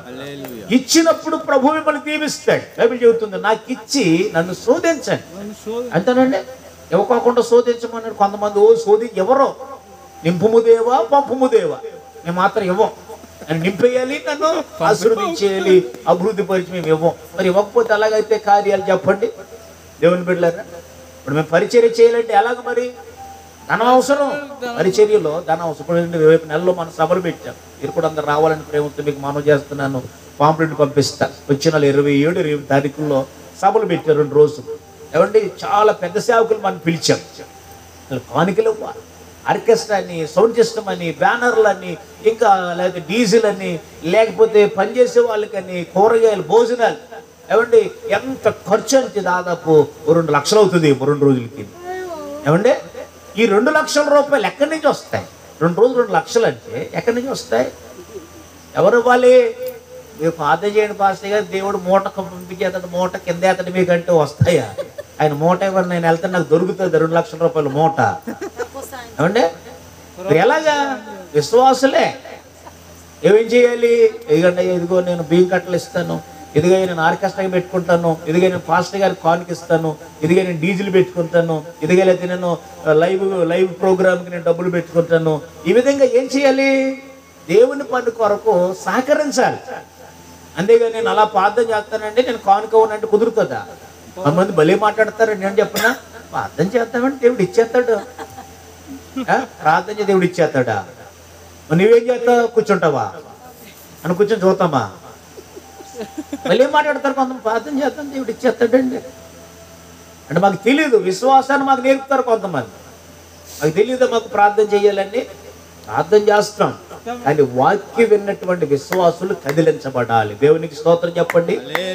ఈ కార్యాన్ని చూసి అయ్యో ఇంత ఖర్చు ఉంది కదా, అసలు నేను అలాగే సహాయపడగలను దేవునికి? ఇంత ఖర్చు పెట్టారు కదా, నేను దేవునికి ఎలాగ ఇస్తే ఈ పని కొరకు ఉపయోగపడుతుంది? ఒక 500 రూపాయలు ఇవ్వగలనా? ఒక 1000 రూపాయలు ఇవ్వగలనా? 2000 రూపాయలు ఇవ్వగలనా? మీ సామర్థ్యం కొలదే. మేమేమి ఎక్కువ దేవుడు ఇవ్వండు. బైబిల్ చెబుతుంది కదా దేవుని బిడ్డలారా, సామర్థ్యం. కానీ ఇక్కడ మాసిదోనియా సంఘం గురించి మాత్రం అలా చెప్పలేదు. వారు సామర్థ్యము కంటే ఎక్కువ ఇచ్చిరి. నా మాటల నిరుపేదలు వారు సామర్థ్యము కంటే ఎక్కువ. ఎంత అద్భుతమైనటువంటి మాట అండి. సామర్థ్యము కంటే. కొంతమంది 10,000 వచ్చినాయి నెలకి అనుకుందాం, 1000 రూపాయలు తీసి దశమ పెద్ద గొప్ప? 10,000 రూపాయలు 1000 రూపాయలు ఇవ్వడం పెద్ద గొప్ప ఏం కాదు. కానీ ఆ 1000 రూపాయలు నువ్వు ఉంచుకుని 9,000 ఎప్పుడైనా ఇవ్వగలిగావా? అయ్య బాబోయ్, ఎలాగ ఇవ్వగలమండి? ఎలాగ దేవుని పని కొరకు ఎలాగా? దేవుని బిడ్డలారా, సామర్థ్యము కంటే అంటే మాకు ఉందా లేదా పక్కనట్టే. దేవుని పని జరగాలి. దేవునికి స్తోత్రం. దేవుని పని జరగాలి అంటే మేము దేవుని కొరకు ఎంత ఇచ్చినా తక్కువే. ఎందుకు చెప్పనా? కృపచేత నన్ను రక్షించాడు దేవుడు. హల్లెలూయా. కృపచేత నేను రక్షించబడ్డాను. ఈ లోకములో నాకున్నదంతా దేవుడు ఇచ్చాడు. ఆయన పని కొరకు నేను ఏం చేయాలి? నలిగిపోవాలి, కరిగిపోవాలి, నేను ఖర్చు అయిపోవాలి. దేవునికి స్తోత్రం కలుగును గాక. కాబట్టి విశ్వాసులు ఏం చేయాలో చెప్పనా? దేవుని పనిలో మీరు పాలి భాగం పంచుకోవాలి. ఇంకో లోతైన విషయం చెప్పి నేను ముగిస్తాను. అదేంటి చెప్పనా? దశమ భాగం ఉందనుకోండి. కొంతమంది అయ్యగారు దశమ భాగం ఉందండి, మరి లైట్ కొనమంటారా, ఫ్యాన్ కొనమంటారా? దశమ భాగంతో లైట్ కొనమంటారా, ఫ్యాన్ కొనమంటారా? లేకపోతే మనకి ఏదైనా ఇక్కడ అవసరం ఉందా, ఏదైనా కొనిలా అంటే నేనేమంటాను చెప్పిన, దశమ భాగం అనేది ఫ్యాన్లు లైట్లు కొనటానికి మనకు హక్కు లేదు మనకి. ఏమండి, అది ఒక మాట చెప్పాలి మీకు. నేను ఏదైనా మీరు కొనాలి అంటే కనుక ఎక్స్ట్రా మీరు ఖర్చు పెట్టుకుని చేయాలి తప్ప, దశమ భాగమును దేవుడు ఎవరి కొరకు నిర్ణయించాడు చెప్పన? అది లేవీలకు దేవుడు నిర్ణయించాడు. దేవునికి స్తోత్రం. లేవీలకు లేరు కదా పాస్టర్ గారు అనుకోవచ్చు మీరు. కొత్త నిబంధనలోనండి దశమ భాగం గురించి రాయబడలేదు కదా మీరు అనుకోవచ్చు. దశమ భాగం గురించి ఒకవేళ కొత్త నిబంధనలో రాయబడకపోయినా దేవుని బిడ్డలారా, బైబిల్ చెబుతున్నటువంటి మాటను చెప్పమంటారా? వాళ్ళు ఆ దినాల్లో 10వ వంతు ఇచ్చారు, కానీ కొత్త నిబంధనకు వచ్చినప్పుడు 10వ భాగము కంటే మనం ఎక్కువ ఇవ్వాలి. తెలుసా మీకు వాక్యం? 10వ భాగం కంటే ఎక్కువ ఇవ్వాలి. కానీ దేవుడు ఆ యొక్క ఇన్స్ట్రక్షన్స్ మనకు ఇవ్వకుండా ఉత్సాహముగా ఇచ్చేవాడిని దేవుడు ప్రేమించుననే మాట మాత్రం రాశాడు. దేవునికి స్తోత్రం. ఏం చేయాలంటే దేవుని పని కొరకు సంతోషంతో ఇవ్వాలంట. బాధపడుతూ కానుక ఇవ్వకూడదు అంటుండోయ్. బాధపడుతూ మూలుక్కుంటూ ముక్కుకుంటూ సనుక్కుంటూ గనుక్కుంటూ ఎంత చేయాలా? పాస్టర్గా ఎంత కానుక వేసేసాడేంటి, మనం ఇవ్వగలమా? ఎంత వేసేసామేంటి కానుక? మనం అలాగే నేను ఎప్పుడు కానుకలు ఇను మా సంఘంలో. ఎందుకంటే ఇది పెద్ద చెడ్డ అలవాటుగా నేను అనుకుంటాను అనమాట. కానుకలు ఇను, ఇది దేవుని పని. దేవుడికి మీరు ఎంత ఇస్తే ఇచ్చుకోండి అని చెప్పి 20 సంవత్సరాల్లో ఏ సంఘంలో కూడా కానుక నేను నిర్ణయించలేదు. మొన్నే అన్నారు మన విశ్వాసులు, అయ్యా ఏదైనా కాను నిర్ణయిస్తే బాగుంటుంది కదా అన్నారు మాట. సరే అలా అన్నారు కదా అని చెప్పి ఎంత కానుక తీసుకురండి, ఇది నా కోసం కాదు ఖర్చుల కొరకు అన్నమాట. కొంతమంది బాగానే తలకు ఊపిరుండు, ఎంత మంచోళ్ళు అనుకున్నాం మా విశ్వాసులు. బయటికి వెళ్ళిపోయి మొత్తం ఊరునాడు గోల, బయటికి వెళ్ళిపోయి మనం ఇక్కడ చెప్పొచ్చు కదా ఇవ్వలేమని, బయటికి వెళ్ళి వేసేసాడు, ఎన్ని వేసేసాడు. అసలు ఇన్ని సంవత్సరాలు ఎప్పుడైనా కానుక ఇవ్వమని చెప్పాను, అది ఆలోచన చేయరు. అందుకని ఇప్పుడు చెప్పను, నేను సభల కోసం కూడా చెప్పను. మీరు ఇస్తే ఇవ్వండి, లేకపోతే దేవుడు ఇలా మీరు ఇవ్వకపోతే దేవుడి పని ఆగదా, ఆగిపోద్దా? ఆగదా. ఒక ఆయనండి మాకు ప్రతి సంవత్సరం కూడా పాంప్లెట్లు వేసేవాడండి అయ్యగారు. పాంప్లెట్ కొన్ని వేల రూపాయలు ఖర్చు పెట్టి. ఈసారి అడిగాను నేను, అయ్యా మీరు ఏమైనా పాంప్లెట్లు వేస్తారంటే, అయ్యగారు ఈ సంవత్సరం వేయలేను అన్నాడు. సరే ఆగిపోయిందా? నేనే ఖర్చు పెట్టి ఏం చేశాను, ఆ పాంప్లెట్లన్నీ వేయించేశాను. దేవునికి స్తోత్రం. పని ఆగదు. దేవుడు మాకు ఇచ్చిన దాంట్లో దేవుని కొరకు ఏం చేస్తామేమో ఖర్చు పెడుతూ ఉంటాం. కానీ విశ్వాసులు ఏం చేయాలి చెప్పనా, సేవకుడి యొక్క ప్రయాసను గుర్తించాలి. దేవునికి స్తోత్రం. ఒక మాట చెప్పి ముగించేస్తాను. ఏం చెప్పనా, మీ సేవకుడి యొక్క బాధ్యత ఎవరిదో చెప్పండి, మీదే. వేరే సంఘస్థులు చూడరు. మీ సేవకుడి బాధ్యత. మీకు ఏదైనా సంతోషం కలిగితే సేవకుని గుర్తుపెట్టుకోవాలి. మీకు ఏదైనా ఆనందం కలిగితే సేవకుని పిలిపించి ప్రార్థన చేయించుకోవాలి. మీ జీవితంలో దేవుడు ఏదైనా ఘనకార్యం చేస్తే సేవకుని మీరు ఎప్పుడు కూడా నిరుత్సాహపరచడానికి వీలు లేదు. దేవునికి స్తోత్రం చెప్పాలి. దేవుని బిడ్డలారా, కాబట్టి రాత్రికాల సమయంలో ఆ యొక్క సంఘస్థులు ఎవరండి? దేవుని మాసిదోనియా సంఘస్థులు దేవుని బిడ్డలారా ఎలాగున్నారు చెప్పున, వారు నిరుపేదలైనను వారు దాతృత్వము బహుగా ఇచ్చినది. దేవునికి స్తోత్రం. వారు దాతృత్వం కలిగినటువంటి వ్యక్తులుగా ఉన్నాయి. ఆ విధముగా వీరందరూ కూడా దేవుని వాక్యము ద్వారా బలపరచబడాలని కోరుకుంటూ ఉన్నాను. ఈ ఉపవాస ప్రార్థన కూడికల ద్వారా దేవుని బిడ్డలారా, మీ సంఘము దర్శనము కలిగినటువంటి సంఘం, అలాగే కృపను కలిగినటువంటి సంఘం, అలాగే భక్తిని కలిగినటువంటి సంఘం, అలాగే ఇంకో మాట ఏంటి, 4వదిగా చూడాలి, దాతృత్వం కలిగినటువంటి సంఘముగా మీరు మార్చబడాలని దైవ సేవకుడిగా నేను మీకు ప్రేమతో మనవి చేస్తూ మిమ్మల్ని దేవుని యొక్క కృపలో దేవుడు బలపరచాలని కోరుకుంటూ ఆ విధమైన నడిపింపు మీరు కలిగి ఉండాలని కోరుకుంటూ ఈ మాటలను ముగిస్తున్నాను. అందరూ కూడా తలలు వంచండి, చిన్న ప్రార్థన చేసుకుందాం. Praise the lord. Hallelujah, hallelujah, hallelujah. యేసయ్యా నీకు వందనాలు. ఒక ప్రార్థన చేస్తారా దేవుని సముఖంలో? అయ్యా మాసిదోనియా సంఘము వలె నేను కూడా నాయన మారుతాను ప్రభువా. అయ్యా నా సేవకుడు ఒక దర్శనముతో మా ప్రాంతానికి వచ్చాడు నాయన, ఒక దర్శనము కలిగి పరిచర్య చేస్తున్నాడు నాయన. అయ్యా మేము దర్శనము ద్వారా కట్టబడిన సంఘం, మేము దర్శనము ద్వారా మేము కట్టబడ్డాము నాయన. రెండవదిగా అయ్యా నీ కృపకు నేను పాత్రురాలను కాదు నాయన, నీ కృపకు నేను పాత్రుని కాదు నాయన. నన్ను నీ కృపకు పాత్రుడిగా పాత్రురాలుగా నన్ను మార్చినందుకు వందనా. ఒకప్పుడు నాకు ఏముంది నాయన, ఇప్పుడు అన్నీ ఇచ్చావు కదా. నీ కృప, నీ కృప, నీ కృప, నీ కృప నాయన. నీ ఆరోగ్యం నీ కృప, ఈ ఇల్లు నీ కృప, ఈ వాహనం నీ కృప, ఈ ఉద్యోగం నీ కృప, ఈ వ్యాపారం నీ కృప. మూడవదిగా నాయన భక్తి కలిగిన సంఘం మాసిదోనియా సంఘం. అయ్యా నాకు భక్తిని దయచే, నాకు విశ్వాసము దయచే. నేను నీలో ఎదగాలి నాయన. నా భక్తి ఒకవేళ సన్నగిలిపోయిందేమో. ఒకప్పుడు నేను చాలా భక్తి చేసే వ్యక్తిగా ఉండే వ్యక్తిని, ఇప్పుడు నేను భక్తిలో చల్లారిపోయాను. నీ మందిరానికి రాలేకపోతున్నాను, నీ మందిరంలో ఎదగలేకపోతున్నాను. నన్ను క్షమించు ప్రభువా. 4వదిగా దాతృత్వం కలిగినటువంటి సంఘం మాసిదోనియా సంఘం. బిడ్డలారా, మీరు దాతృత్వం కలిగినటువంటి వారుగా ఉన్నారా? దేవుని పని కొరకు వెచ్చించే వారిగా ఉన్నారా? దేవుని పని కొరకు మీ ధనాన్ని ఖర్చు పెట్టేటువంటి వారుగా ఉన్నారా? దేవునికి ఇచ్చేటటువంటి వారుగా మీరు ఉన్నారా? అలా ఉండాలని బైబిల్ చెబుతుంది. ఉత్సాహముగా ఇచ్చేవాడిని దేవుడు ప్రేమిస్తాడు. మీకు ఏది కొదువు ఉండదండి, ఏది తక్కువ కాదండి. దేవునికి ఇవ్వగలిగితే దేవుడు సమృద్ధిగా మిమ్మల్ని దీవిస్తాడు, దేవుడు సమృద్ధిగా మిమ్మల్ని ఆశీర్వదిస్తాడు. ఆ విధంగా మీరందరూ కూడా ఉండాలని దైవ సేవకుడిగా నేను మీకు ప్రేమతో మనవి చేస్తూ ఆ విధమైన కృప పరిశుద్ధాత్ముడు మీకు అనుగ్రహించును గాక. ప్రభు మిమ్మల్ని బలపరుచును గాక. స్థిరమైన విశ్వాసంతో ప్రభు మిమ్మల్ని నింపును గాక. భక్తి పరులుగా దేవుడు సంఘమును మార్చును గాక. దాతృత్వం కలిగిన వారిగా దేవుడు మిమ్మల్ని మార్చును గాక. ఆయన కృపకు పాత్రులుగా దేవుడు మిమ్మల్ని మార్చును గాక. Praise the lord. Hallelujah, hallelujah, hallelujah. ప్రేమ కలిగిన తండ్రి మీ స్తోత్రాలు ఇంతవరకు ప్రభు. మీ ప్రియదాసులను ప్రభునైనా రత్నాజయ్ గారిని ప్రభును మీరు నిలవబెట్టుకుని తండ్రి అమూల్యమైన సంగతులు ప్రభా, ఆనాటి సంఘం పరిస్థితి ఎలా దర్శనంతో ముందుకు కొనసాగారు, ఈ రావుపాడు గ్రామంలో ఎలాగైతే దర్శనంతో మేము ప్రారంభించాము, అంతేకాదు కృప ద్వారా మా జీవితాలు ఎలా నిలబడ్డాయో, ఏమీ లేకపోయినా ఏమున్నా దేవా నీ కోసం దాతృత్వం కలిగి ఎలా ఇచ్చారో, ఎలా నిలబడ్డారు అనేక సంగతులు ప్రభాని దాసుని నిలబెట్టుకుని మాతో అందరితో సూటిగా మాట్లాడావు నాయన. ఈ రెండో రోజు ప్రభు ఈ రీతిగా మీరు కొనసాగించిన విధానం బట్టి మీకు స్తుతిస్తూ వచ్చిన బిడ్డలైనా వారి వారి కుటుంబాల్లో సమస్తము కార్యం జరిగించి రేపటి దినము 3వ దినం ప్రభు. అవును, ఎవరు ఎలా వచ్చినా, ఎవరు రాకపోయినా, ఎవరిచ్చినా ఇవ్వకపోయినా ఈ పని ఆగదు, జరుగుతుంది. కానీ ఇచ్చేవారిని, గుప్పల్లి వారిని